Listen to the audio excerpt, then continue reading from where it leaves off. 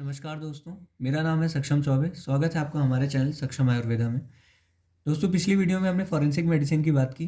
अब हम उसके आयुर्वेदिक एस्पेक्ट यानी व्यवहार आयुर्वेद के बारे में बात करेंगे।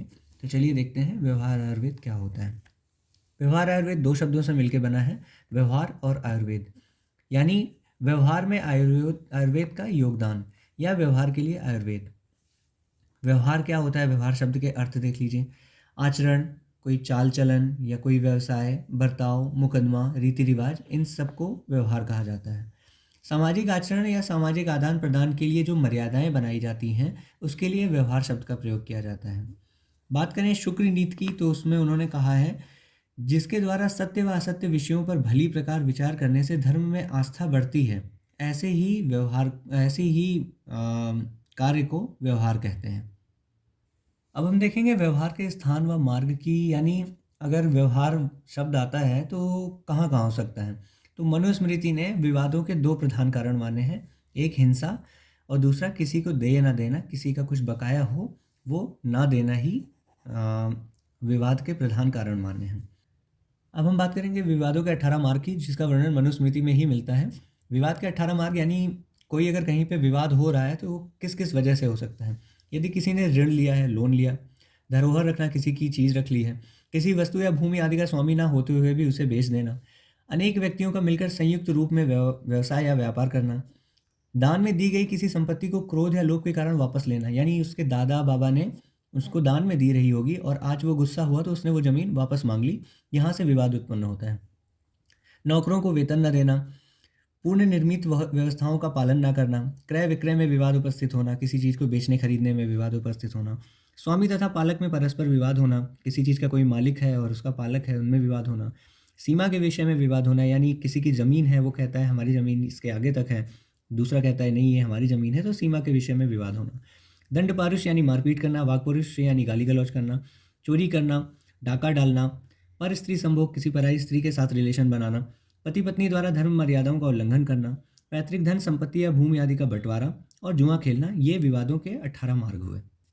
अब हम देखेंगे भारत में व्यवहार के नियम। ये 3 तरीके के होते थे, धार्मिक नियम, नैतिक नियम और राजनैतिक नियम। धार्मिक नियम में देव या ईश्वरीय जो चीज़ें होती थी उनको माना जाता था। नैतिक नियम का मतलब हो गया मॉरल लॉज, कि जो मॉरल लॉज हैं मानवकृत हैं, किस तरीके से किससे बिहेव करना है, क्या करना है, ये सब इसके अंतर्गत आता था। तीसरे होते हैं राजनीतिक नियम, जिसे लीगल या पॉलिटिकल लॉज कहे जाते हैं। इसमें कोई राजा कोई रूल्स बनाता था और उसको फॉलो किया जाता था। अब हम बात करेंगे भारत में व्यवहार आयुर्वेद के उद्भव और विकास की, यानी भारत में इसकी हिस्ट्री क्या रही। तो इसकी शुरुआत होती है मोहनजोदड़ो और हड़प्पा से। वहाँ कांसे और तांबे के हथियार बनाए जाते थे, शवाधान की विधियाँ वहाँ बताई गई। फिर हम बात करते हैं मनुस्मृति की। तो ये पहले राजा थे जिन्होंने एक सुव्यवस्थित व्यवस्था बनाई थी, एक सुव्यवस्थित विधान दिया था। इनकी मनुस्मृति में राजधर्म, प्रजा रक्षण, दंड उत्पत्ति, दंड की प्रशंसा आदि, विवाद के अष्टादश मार्ग मैंने अभी पहले आपको बताया, ये सब कुछ मनुस्मृति में मिल जाता है। बात करते हैं ऋग्वेद की, तो इसमें रुद्र और वरुण दंड देते थे। पाप का प्रतिशोध लेने का उत्तरदायित्व तो बृहस्पति पर था। झूठ बोलना सबसे ज़्यादा पाप माना जाता था। प्राणी पितरों का पाप भी झेलता था, भोगता था। अथर्ववेद की बात करें तो इसमें 3 प्रकार की चिकित्सा बताई गई है, युक्तिपाश्रय, दैवपाश्रय और सत्यावजय। युक्तिपाश्रय जिसमें औषधि देते हैं, दैवपाश्रय जिसमें मंत्र चिकित्सा वगैरह करते हैं, सत्यावजय जिसमें उसकी विल पावर को ट्रीट करके हम ट्रीटमेंट करते हैं। अन्य वेदों में भी ऐसे कई सारे हमें कॉन्सेप्ट्स मिल जाते हैं, जैसे कि सागोत्र गमन, परस्त्री गमन, हत्या, भ्रूण हत्या आदि का वर्णन मिलता है। अब हम बात करेंगे कौटिल्य अर्थशास्त्र की, जिसको आप सब जानते हैं, आचार्य चाणक्य ने लिखा। बहुत ही अच्छी व्यवस्था का वर्णन उसमें आता है। राज व्यवस्था, शासन व्यवस्था, न्याय व्यवस्था, दंड व्यवस्था, सबका सुव्यवस्थित वर्णन उसमें मिलता है। इन्होंने स्वाभाविक व संदिग्ध मृत्यु में शव परीक्षा यानी पोस्टमार्टम का विधान भी दिया है। बात करें चाणक्य नीति की, तो इसमें 15 अधिकरण है, 160 प्रकरण है, 6000 श्लोक मिलते हैं। इन्होंने 4 प्रकार के दंड का भी विधान दिया, यानी एडमोनिशन मतलब वार्निंग देना है सबसे पहले, फिर बॉयकॉट, चार्ज और फिजिकल पनिशमेंट। आचार्य चाणक्य ने 2 प्रकार की पुलिस का वर्णन किया, एक रेगुलर पुलिस जो कि रूरल यानी गांव में होगी, अर्बन शहर में, और लोकल पुलिस।